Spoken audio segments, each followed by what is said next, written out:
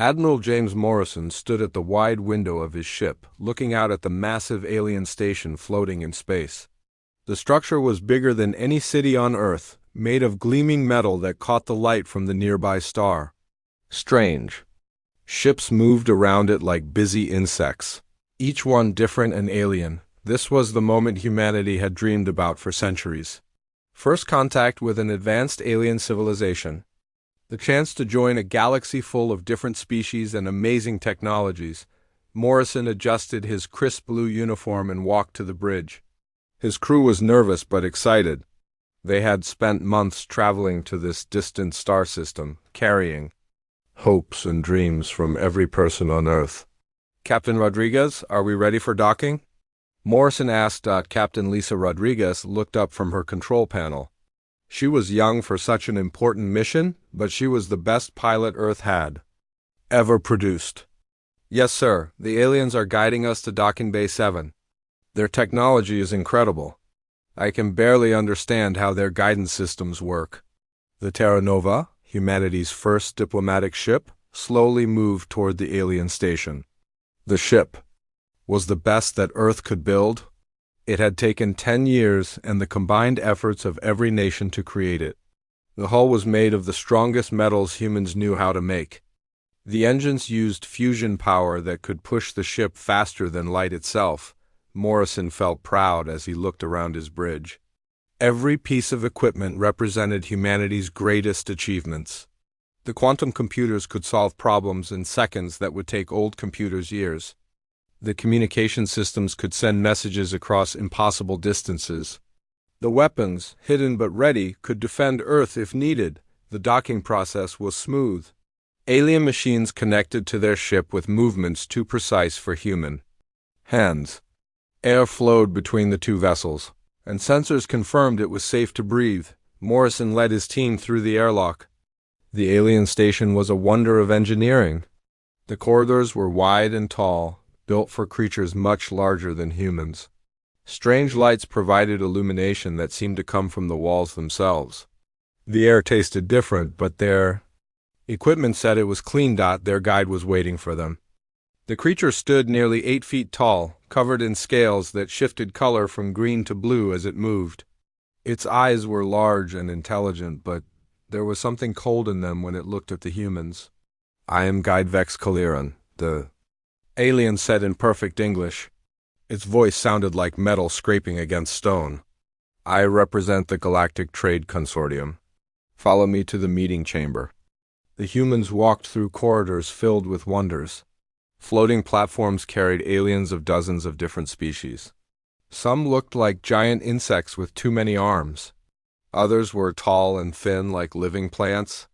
A few seemed to be made of living crystal that rang like bells when they moved. Morrison tried not to stare, but everything was amazing. These beings had mastered technologies that humans were only beginning to understand. They traveled between stars as easily as humans. Drove cars. They had built cities in space that housed millions of beings. The meeting chamber was enormous. A table made of some kind of black stone stretched across the room. Dozens of alien representatives sat around it, each one different from the others. Some wore clothes that seemed to be made of light itself. Others had machines built directly into their bodies.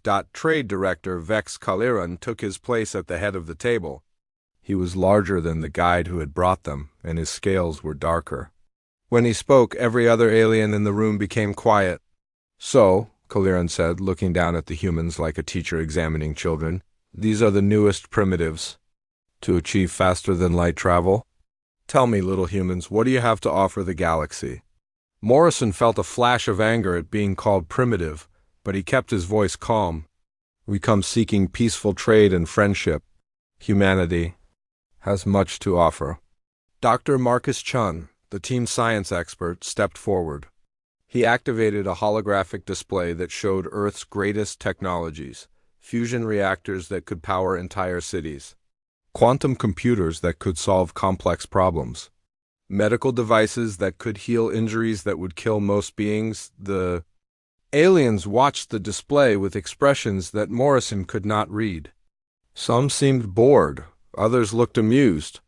Kaliran watched with the patient attention of someone humoring a child. "Interesting," Kaliran said when the display ended. "Your fusion technology is quaint. We stopped using such primitive power sources over 1,000 years ago. Your computers are adequate for beginners, I suppose." Captain Rodriguez stepped forward, her face red with controlled anger. "Perhaps you would be interested in our military technologies." She activated another display. Earth's most advanced warships appeared in the air above the table. The ships were sleek and dangerous, armed with weapons that could destroy asteroids, and protected by shields that could stop almost any attack. Several aliens laughed. The sound was like breaking glass and grinding metal. Kaliran leaned back in his chair, his scales shifting to a darker color that Morrison somehow knew meant amusement. "Your warships," Kaliran said slowly, "are barely worthy of the name. They remind me of toys that our children play with. The weapons are simple plasma cannons that we consider museum pieces. The shields would not stop a mining laser." Morrison felt his heart sink. Everything that humanity was proud of, everything they had worked so hard to achieve, was nothing more than a joke to these beings. Kaliran stood up, towering over the humans. "But do not despair, little primitives. The consortium is generous to new species. We will help you learn what real technology looks like." He gestured to another alien who activated a display showing a spacecraft. The ship was old and battered, its hull covered with dents and scratches. Parts of it looked ready to fall off. "This vessel will be delivered to your world," Kaliran announced. "Study it carefully. Learn from it. When you have absorbed its lessons, perhaps you will be ready for real trade negotiations." Morrison stared at the image. The ship was clearly ancient, a piece of junk that belonged in a scrapyard. "This is your idea of help?" "This patrol craft has served the consortium faithfully for over 200 years, Kaliran said. "It may be old, but it represents technology far beyond your current capabilities. Consider it a gift to help your species grow." The meeting ended shortly after. The humans were escorted back to their ship in stunned silence. As the Terra Nova pulled away from the alien station, Morrison looked back at the massive structure. With new eyes, it was not a symbol of hope and friendship. It was a reminder of humanity's place in the galaxy. 6 months later, the alien ship arrived at Earth. It was even worse than the hologram had suggested. The hull was pitted with micrometeorite damage. The weapons were so old they barely functioned. The engine made sounds that suggested it might explode at any moment. Dr. Chun examined the vessel with growing disgust. "They sent us garbage," he reported to the Global Defense Council. "This thing is held together with patches and prayer. It's an insult." But as Morrison stood looking at the rusted alien ship sitting in Earth's orbital shipyard, he felt something growing inside him that the aliens had not expected. It was not gratitude or humility, it was anger, it was determination. It was the thing that had driven humanity to build cities, cross oceans, and reach for the stars. The aliens had made a mistake. They had given humanity exactly what it needed to surprise them. President Rebecca Thompson sat at the head of the long table in the underground meeting room. Around her were the most powerful people on Earth, military leaders, scientists, engineers, and politicians from every major nation had gathered for this emergency meeting. The room was deep beneath the Rocky Mountains, protected by layers of steel and concrete on the wall. A large screen showed images of the alien ship that now sat in Earth's orbital shipyard, the rusted hull and damaged systems were visible in painful detail. Every scratch and dent seemed to mock humanity's hopes for the future. "They think we are nothing," Thompson said, her voice cold with controlled anger. "They gave us their garbage and expect us to be grateful. Well, I have news for them. Humanity does not beg for scraps." General Robert Hayes, the chairman of the Joint Chiefs of Staff, leaned forward. "What are you proposing, Madam President?" Thompson stood up and walked to the screen. She pointed at the alien ship with a steady finger. "We are going to take their insult and turn it into our greatest achievement. We are going to show them what humans can do when we are properly motivated," She turned back to the room. "I am authorizing Project Lazarus. We will take their dead ship and bring it back to life. But we will not just repair it, we will rebuild it. We will make it better than anything they have ever seen." The room erupted in discussion. Some people looked excited. Others seemed worried about the cost and difficulty. A few appeared frightened by the scope of what the president was suggesting. Dr. Jennifer Hayes, the military's top physicist and the general's daughter, raised her hand. "Madam President, this would be the most complex engineering project in human history. We would need to understand alien technology that is centuries ahead of our own." "Then we will understand it," Thompson replied firmly. "We will take it apart. Piece by piece, we will learn how every component works. We will discover their secrets and then improve upon them."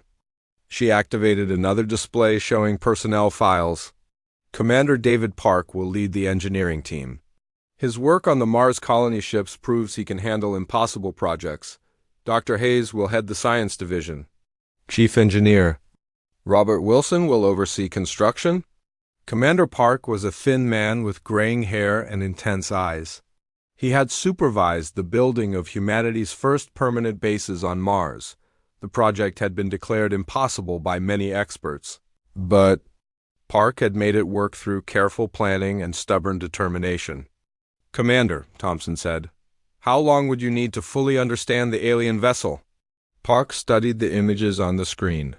His engineering mind was already breaking down the problems they would face. "The ship appears to use technologies we have never seen before. The power systems alone could take years to understand. But if we had unlimited resources and the best minds on Earth, he paused, calculating. 2 years to understand it completely. Maybe 3. You have whatever you need," Thompson promised. "Money, personnel, equipment, the entire planet is behind this project." Dr. Hayes stood up.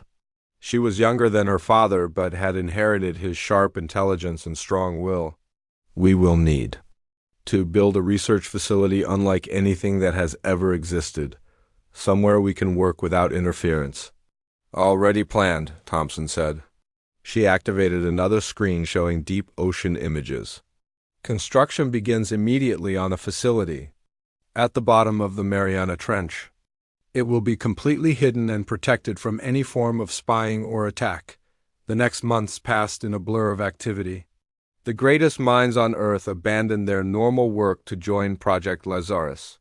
Universities emptied their physics and engineering departments. Military research labs shared their most secret discoveries. Private companies donated their best scientists and newest technologies. The facility at the bottom of the ocean grew rapidly. Massive submarines carried equipment and personnel to depths where no human had ever lived permanently. The complex that emerged was like an underwater city, connected by tubes and protected by layers of armor. Commander Park stood in the main laboratory, watching as the alien ship was carefully lowered into position. Teams of specialists surrounded it, each group responsible for understanding different systems. The work was slow and difficult, but gradually patterns began to emerge. "Their technology is elegant," Dr. Hayes reported during one of the daily briefings. "Everything is designed for efficiency and reliability, but it lacks innovation. They have perfected their systems over thousands of years, but they have stopped trying to improve them." Chief Engineer Wilson nodded in agreement. "It is like they built the perfect hammer and then decided they would never need any other tool. Every component does exactly what it is supposed to do, nothing more." Park studied the reports from all the different teams. The alien ship was teaching them incredible things. The power plant used principles that human scientists had only theorized about. The hull was made from materials that were stronger than anything Earth could produce. The weapons fired energy beams that could cut through solid rock, but as the months passed, Park began to see something the aliens had missed. Their technology was perfect for their way of thinking, but humans thought differently.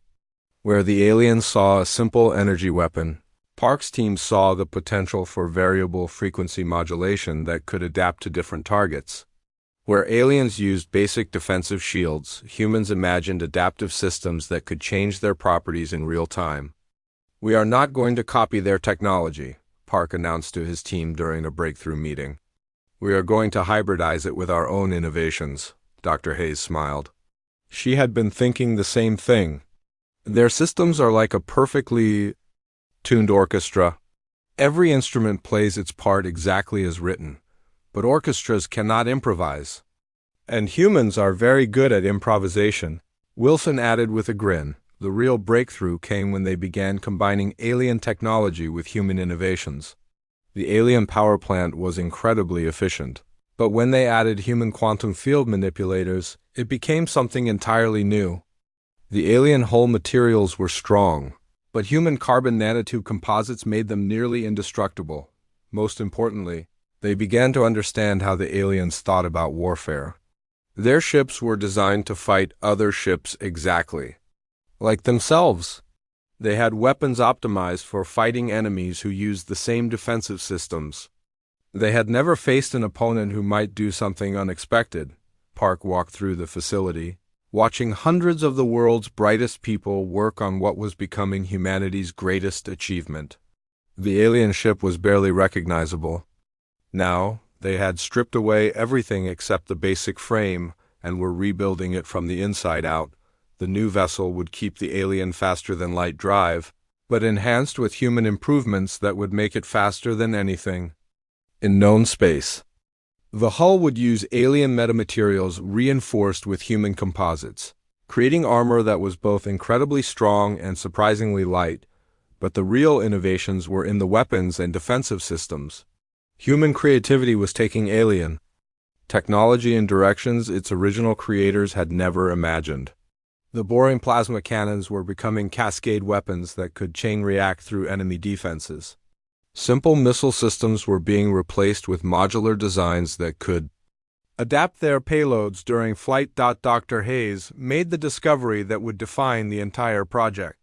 She had been studying the alien ship's computer systems when she realized something important about how they processed information.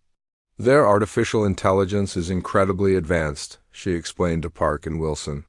"But it thinks like they do. It is logical, efficient, and predictable. It never considers solutions that fall outside established parameters." "So we build one that thinks like us," Park said immediately. "Exactly. We combine their quantum processing power with human neural network architecture. We create an artificial intelligence that can think like both species but is limited by neither." The work continued around the clock. The facility never slept as teams from different time zones took over from each other.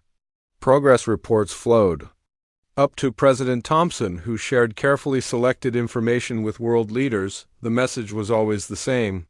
Humanity was learning. Humanity was growing stronger. And humanity was preparing to show the galaxy what happened when someone made the mistake of underestimating human determination.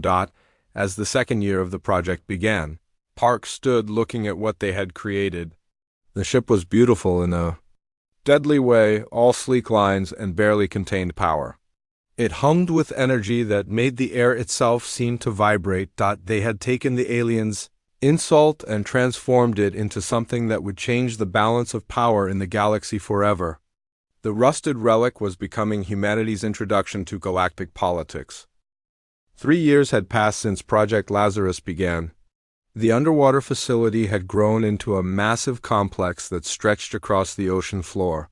Thousands of the world's brightest minds worked in shifts around the clock, driven by a shared purpose that burned brighter than any flame. Commander David Park walked through the main construction bay, his footsteps echoing in the enormous space. Above him, suspended by massive mechanical arms, hung the transformed alien vessel. It no longer looked like the rusted piece of junk that had been delivered to Earth. The ship had become something entirely new, something that made Park's heart race with pride and anticipation. The hull gleamed with an oily black surface that seemed to absorb light rather than reflect it.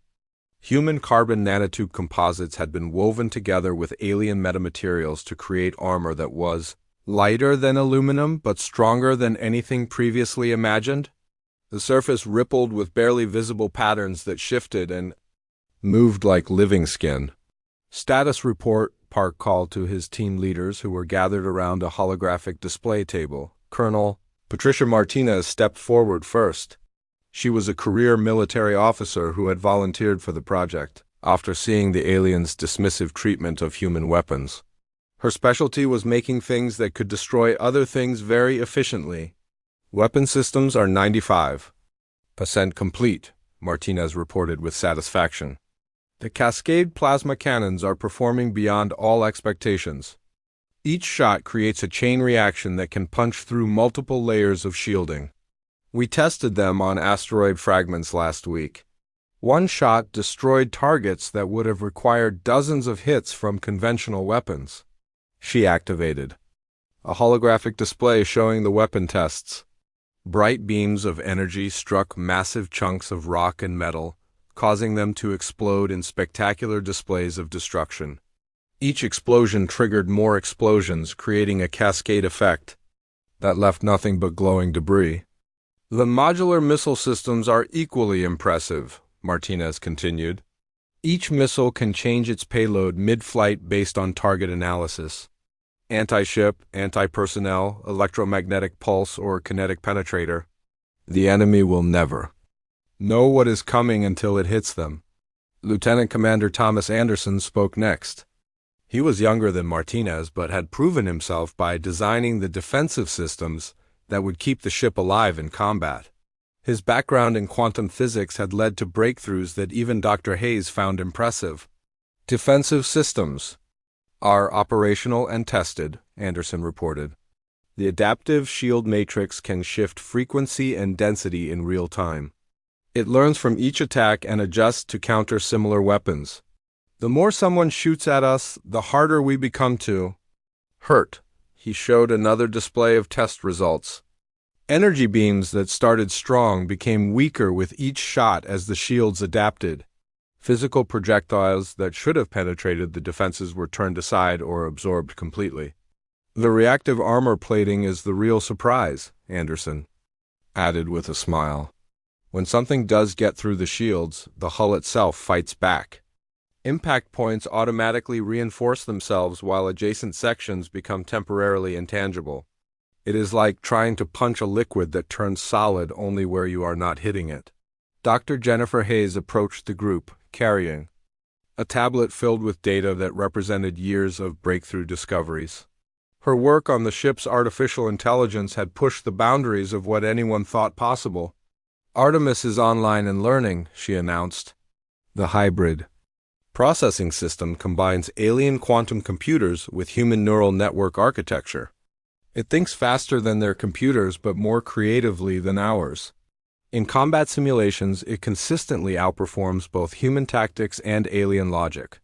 She activated a display showing the AIS decision-making process during mock battles. The artificial intelligence found solutions that neither human nor alien strategists had considered. It could be ruthlessly logical when needed, but could also make intuitive leaps that confused traditional military thinking. "Artemis has also been studying galactic politics and military doctrine," Hayes continued. "It has identified 17 major weaknesses in standard consortium fleet formations and 43 flaws in their standard operating procedures. Most importantly, it understands that they have never fought an enemy who refuses to follow established rules of engagement." Chief Engineer Robert Wilson joined the group, his hands still dirty from working directly on the ship's systems. He had spent more time inside the vessel than anyone else, personally overseeing the installation of every major component. "Propulsion systems are ready for full operational testing," Wilson reported. "We kept the alien faster-than-light drive but enhanced it with human quantum tunneling technology. The ship can now move faster than anything in their fleet and leave almost no trace of its passage."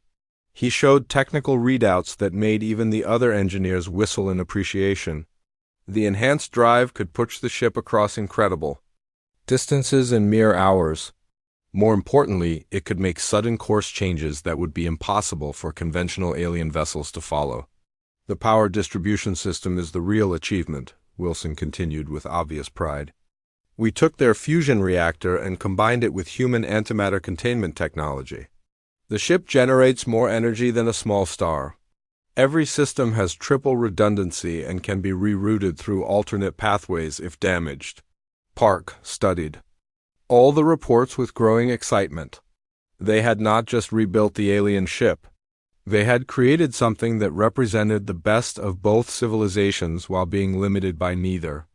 The vessel was faster, stronger, and more dangerous than anything the galaxy had ever seen. Captain Michael Stevens entered the construction bay, walking with the confident stride of a man who had been chosen for the most important command in human history. He was younger than most ship captains, but his record in the Mars Defense Fleet had proven his tactical brilliance and unshakable calm under pressure. "How does she feel, Captain?" Park asked. Stevens looked up at the completed ship with eyes that gleamed with anticipation. "Like nothing I've ever commanded before. The bridge responds to thought as much as touch. Artemis anticipates my orders before I give them. The weapon systems have more firepower than entire fleets." He walked closer to the hull, placing his hand on the strange surface that seemed to pulse with inner life. "She wants to fly, Commander. She wants to show the galaxy what humanity can accomplish when we are properly motivated." Park nodded. The ship was complete, but it needed a name that would strike fear into alien hearts and pride into human ones. The project team had suggested many possibilities, but only one felt right. "Computer, update ship registry," Park commanded. "Vessel. Designation USS Retribution. Classification Nightmare Class Destroyer." The name appeared in glowing letters on displays throughout the facility. USS Retribution. The ship that would carry humanity's answer to the galaxy's insult. Dr. Hayes made one final check of the AI systems. "Artemis, are you ready for operational deployment?" The artificial intelligence's voice came from speakers throughout the bay. It sounded human, but with harmonics that suggested vast computational power. "All systems are optimal. I am eager to demonstrate human capabilities to those who have underestimated us." The launch preparations took another month. The ship had to be carefully transported to the surface without revealing its existence to orbital sensors. Special stealth systems hid its signature from any watching alien eyes. When the USS Retribution finally emerged from Earth's oceans and rose into space, it moved with a grace that belied its deadly purpose.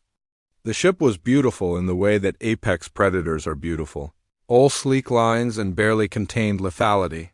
Park watched from the command center as humanity's greatest achievement took its place among the stars. The aliens had given them scrap and expected gratitude.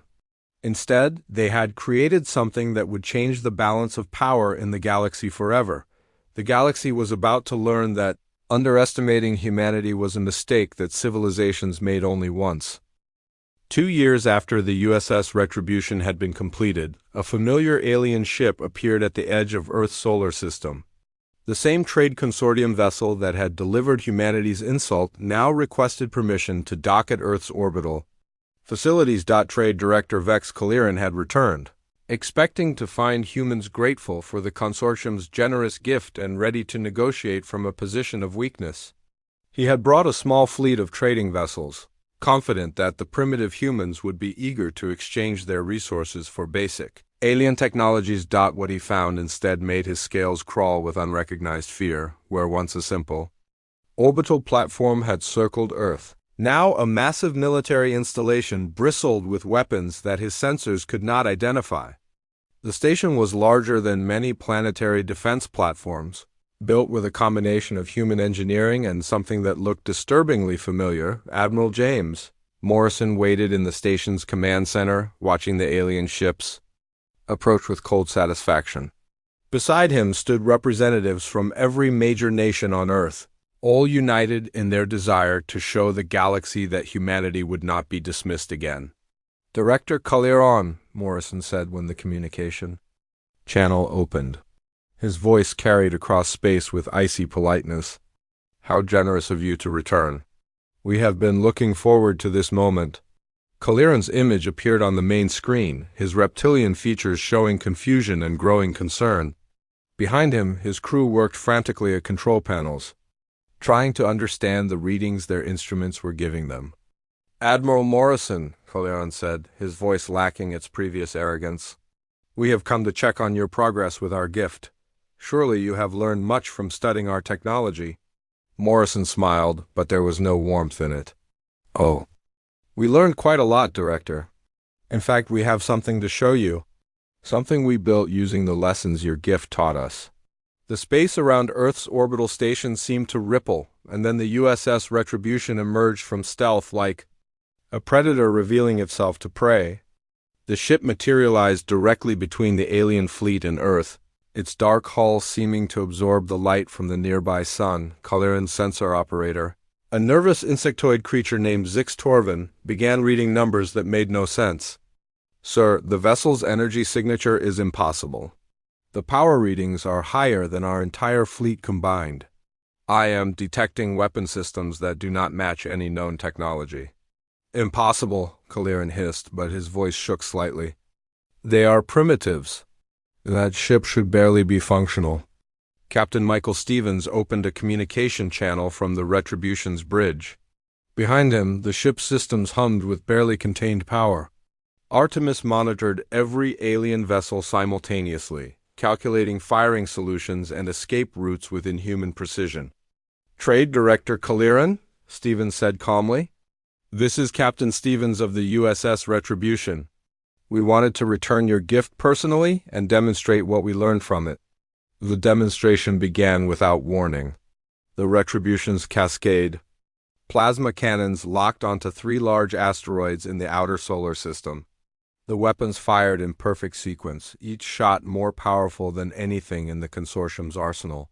The first asteroid, roughly the size of a city, simply ceased to exist. The cascade effect tore through its molecular structure so completely that not even debris remained. The second asteroid, larger than the first, lasted exactly 2.3 seconds before following its predecessor into non-existence. The third, a massive chunk of iron and rock that could have destroyed a continent, held together for almost 5 seconds before the cascade reaction reduced it to glowing particles. Coleron watched in horror as weapons that surpassed anything his civilization had built destroyed targets with casual efficiency.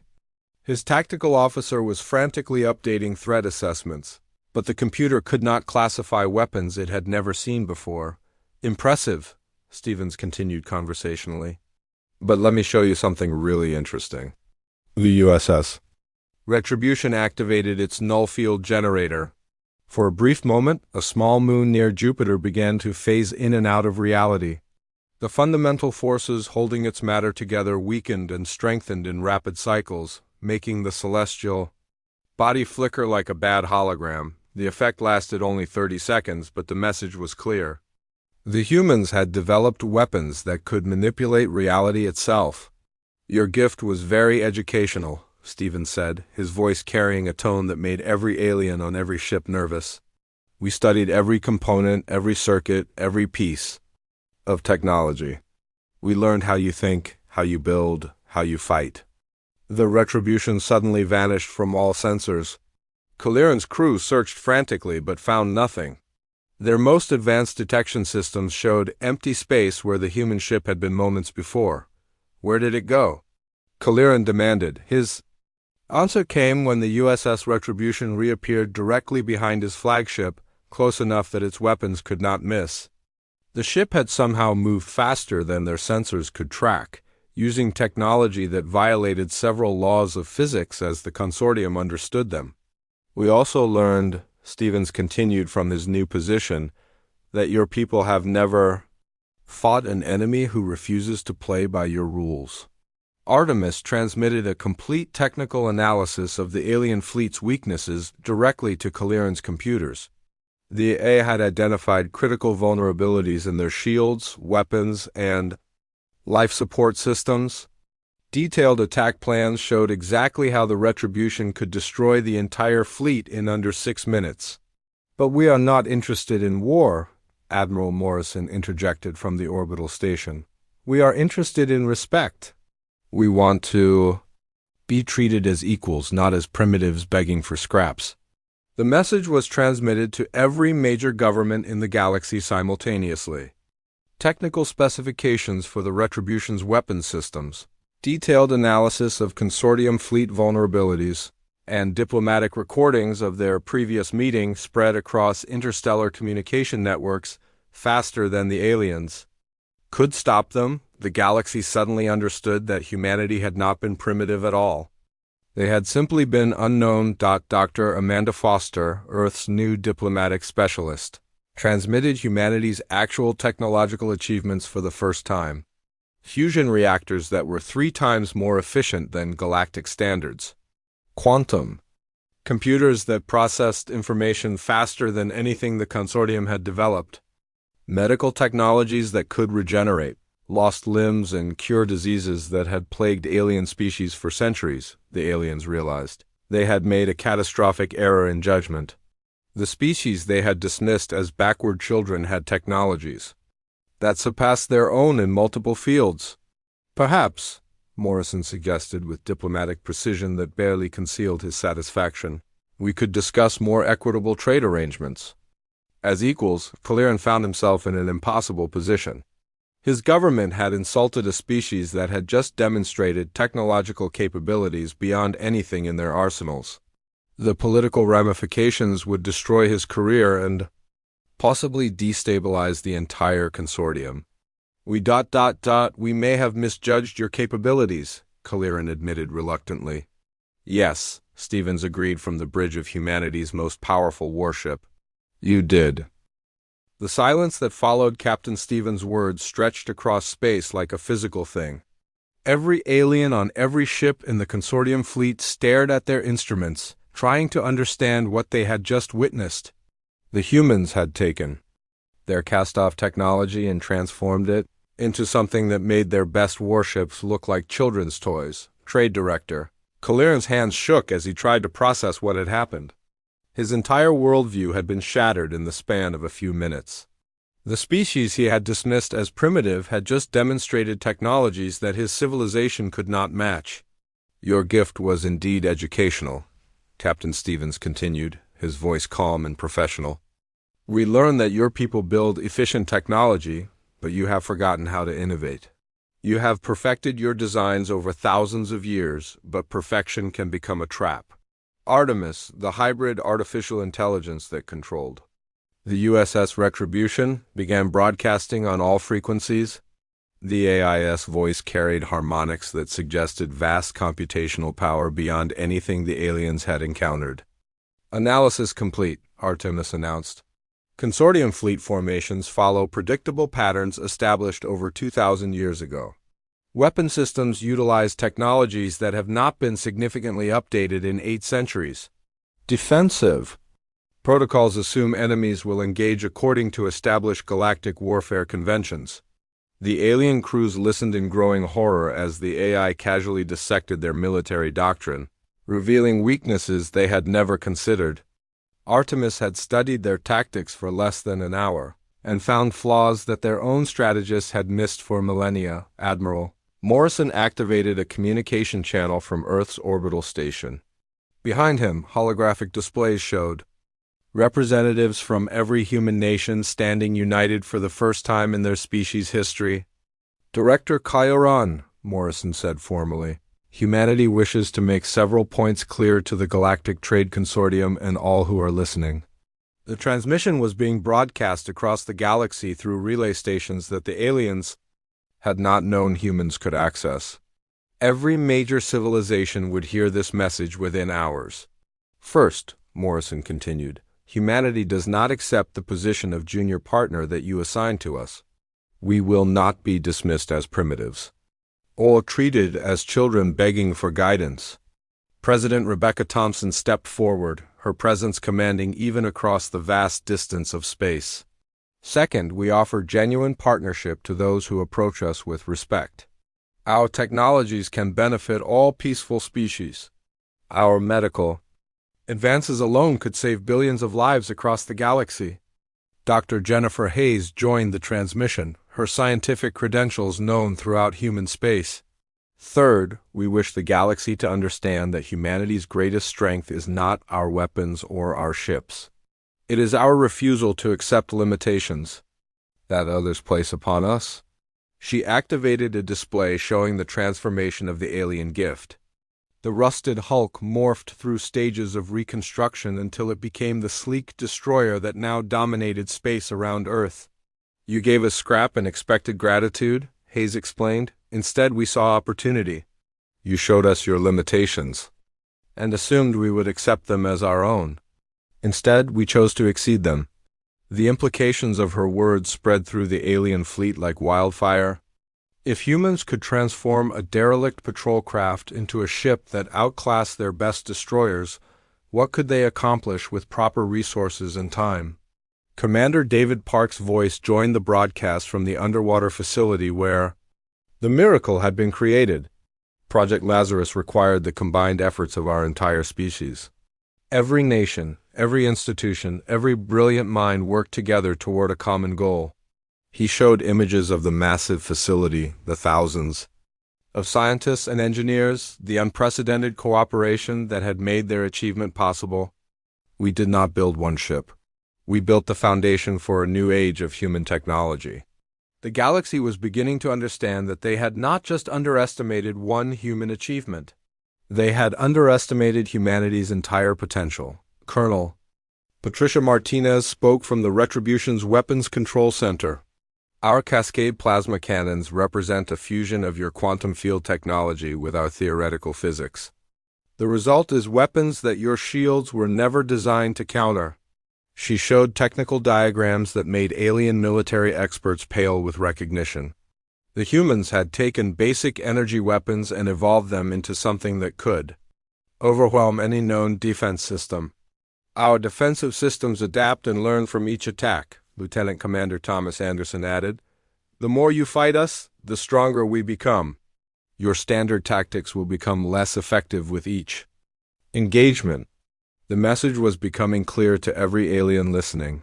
Humanity had not just built better weapons. They had created military systems that could evolve during combat, learning and adapting faster than any crew could adjust their tactics. Dr. Amanda Foster, Earth's new xenogology specialist, presented humanity's peaceful technologies for the first time. Medical devices that could regrow severed limbs appeared on the transmission, along with surgical techniques that could repair brain damage and cure genetic diseases. We offer these advances freely to all peaceful species, Foster announced. Humanity seeks cooperation, not domination. But we will not be dismissed or insulted again. The final speaker was Chief Engineer Robert Wilson, who had personally supervised every aspect of the Retribution's construction. This ship represents what humans can accomplish when we work together toward a common goal, but it is only the beginning. He showed blueprints for other vessels already under construction. Exploration ships that could travel faster and farther than anything in the galaxy. Colony ships that could terraform dead worlds in decades rather than centuries. Research vessels that could unlock scientific mysteries that had puzzled alien civilizations for millennia. The question, Wilson concluded, is whether the galaxy wishes to benefit from human innovation or stand in opposition to it. The transmission ended, leaving the alien fleet in stunned silence. Kaliran stared at his instruments, watching as the USS Retribution moved with casual grace around his ships. The human vessel could destroy his entire fleet without effort, but instead it was simply demonstrating its superiority. His communication officer, a crystalline being whose faceted form rang like bells when agitated, approached with obvious fear. Sir, we are receiving priority transmissions from the Consortium Council. They want immediate reports on the human situation. Kaliran realized that his career was over. He had been sent to manage a simple first contact with a primitive species. Instead, he had triggered the emergence of a new galactic superpower that made the Consortium look weak and foolish. Sir, his tactical officer added nervously, 17 member species have already sent messages requesting direct diplomatic contact with Earth. They want to establish trade relationships independent of Consortium oversight. The political implications were staggering. The consortium's authority depended on their technological superiority and their role as the galaxy's primary trade facilitator. If individual species could deal directly with humans, the entire power structure might collapse. Captain Stevens opened one final communication channel. Director Kaliran, humanity bears no ill will toward your people or the consortium. But the galaxy must understand that we will be treated with the respect due to equals. The USS Retribution began moving away from the alien fleet, its departure as graceful as its arrival had been dramatic. We suggest that future diplomatic contacts be conducted with proper consideration for humanity's actual capabilities rather than your assumptions about our limitations. As the human ship disappeared into the darkness between stars, Kaliran realized that the galaxy had fundamentally changed. The species they had dismissed as primitives had just announced their arrival as a major power in terms that no one could ignore or forget. The rusted relic had become humanity's key to the stars, and they had used it to unlock a future where they would never again be underestimated. 6 months after the USS Retribution's demonstration, the Galactic Trade Consortium faced the worst political crisis in its 3,000-year history. The elegant conference halls of their capital world buzzed with angry voices as representatives from dozens of species demanded explanations for what they were calling the humanity incident. High Counselor Thex Valonim, an ancient being whose crystalline body reflected centuries of political experience, stood before the assembled delegates. The emergency session had been called after 17 member species formally protested the consortium's handling of first contact with Earth. The damage to our reputation is unprecedented, announced Representative Kix Morlin, whose insectoid features clicked with agitation. 3 of our oldest allies have withdrawn from trade agreements. 7 species have established direct diplomatic relations with the humans without consortium oversight. Our authority is crumbling. In the back of the Great Hall, Trade Director Vex Kaliran sat in disgrace. His career had been destroyed the moment his report reached the Consortium Council. The being who had once dismissed humanity as primitive, children now served as a living reminder of the cost of underestimating unknown species. Director Kaliran's reassignment to monitoring Station Zeta-7 is effective immediately, High Counselor Valen announced coldly. His replacement will be someone who understands the delicate nature of first contact protocols. Meanwhile, in Earth's solar system, humanity was adapting to its new status as a galactic power with characteristic efficiency and innovation. The orbital stations around Earth had grown into massive installations that rivaled the greatest alien space cities. Ships from dozens of species docked daily, bringing trade offers and diplomatic overtures. Admiral James Morrison now held the newly created position of Director of Galactic Relations. His office overlooked the bustling docks where human and alien technologies were being exchanged in ways that benefited both sides. The transformation had been remarkable and swift. Admiral, his aide announced, the Carillion ambassador is requesting another meeting about joint research projects. They are particularly interested in our medical technologies? Morrison nodded. The Carillions were a species that had suffered from a genetic plague for over a century. Human medical advances offered hope for a cure that their own scientists had been unable to develop. Captain Michael Stevens stood on the bridge of the USS Retribution, but he was no longer alone in command of humanity's most advanced warship. 3 more Nightmare-class destroyers had been completed: the USS Determination, the USS Vindication, and the USS Reckoning. Each ship incorporated improvements learned from the original design, making them even more formidable than their predecessor. Captain, his communication officer reported, we are receiving a distress signal from the Vorthen system. Pirate raiders are attacking a civilian convoy? Stevens smiled grimly. The galaxy was learning that humanity took its responsibilities as a major power seriously. Pirates and raiders who had operated with impunity for decades now faced human warships that could appear anywhere in known space within hours. Set course for the Vorthen system, maximum speed, Stevens ordered, and transmit a message to the raiders. Tell them that humanity does not tolerate attacks on peaceful shipping.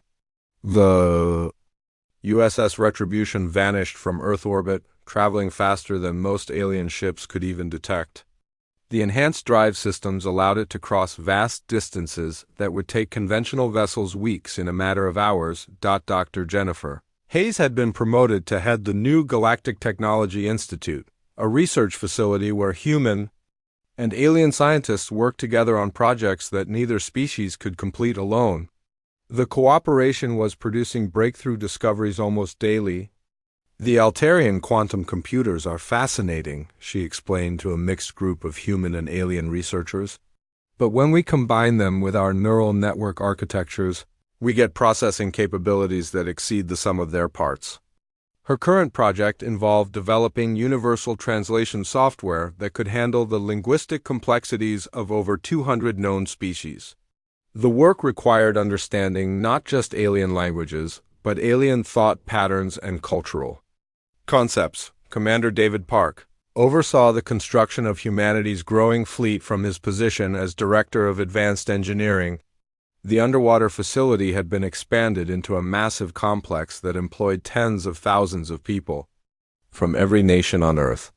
The new exploration ships are nearly complete, he reported to President Thompson during their weekly briefing.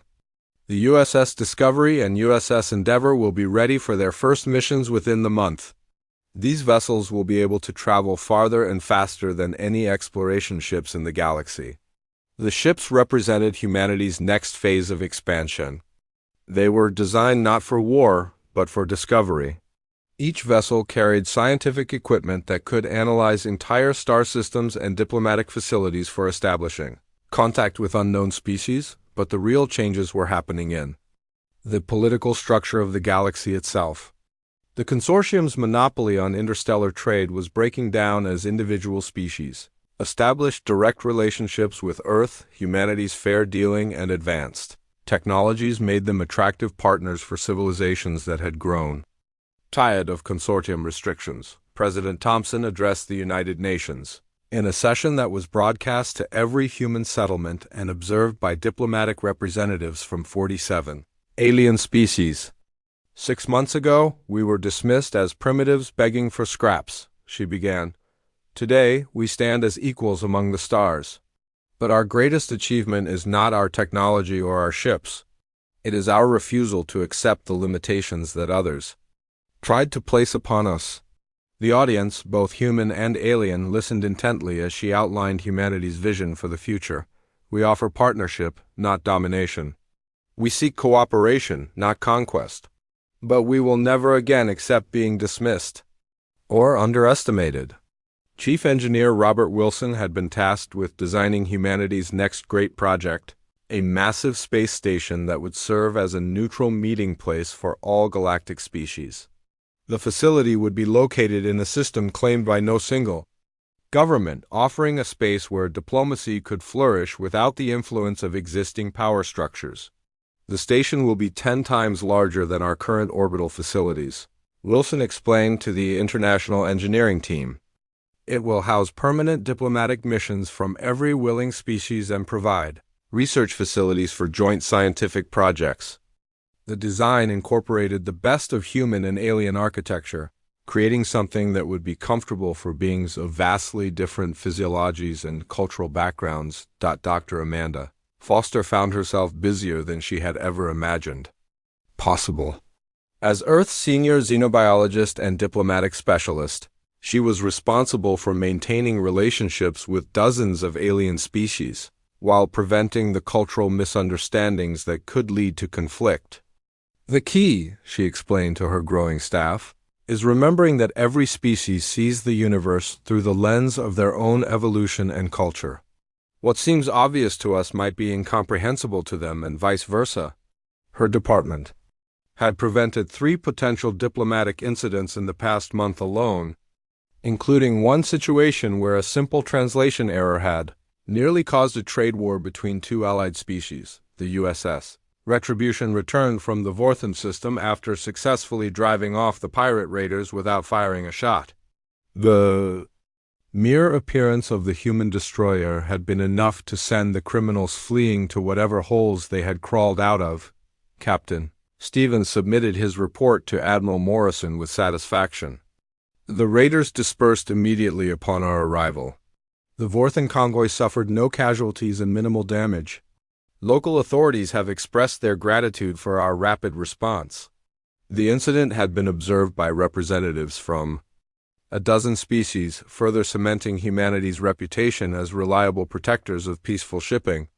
More importantly, it demonstrated that human ships could project power anywhere in known space with unprecedented speed. As the first year of humanity's emergence, as a galactic power drew to a close, the changes continued to ripple outward. Species that had been enemies for centuries found common ground in human diplomatic facilities.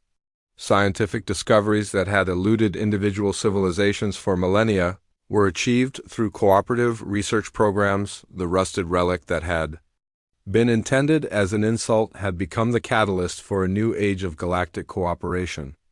The aliens who had dismissed humanity as primitive children now sought their partnership and respected their capabilities. Most importantly, the galaxy had learned a lesson that would echo through the ages. Never underestimate a species simply because they are new to the neighborhood. Humanity had taken the ultimate insult and transformed it into their introduction to galactic civilization. The USS Retribution continued its patrols, a sleek reminder that humanity had earned their place among the stars not through conquest or submission, but through the simple refusal to accept the limitations that others tried to impose upon them. In the end, the galaxy was learning what many others had discovered throughout human history. Underestimating humanity was a mistake that civilizations made only once. The species that had been given scrap and expected to be grateful had returned. Something far more valuable, a demonstration that respect must be earned, but once earned, it would be maintained. The rusted relic had become humanity's key to the stars, and they had used it to unlock a future where they would never again be dismissed as anything less than equals among the civilizations of the galaxy.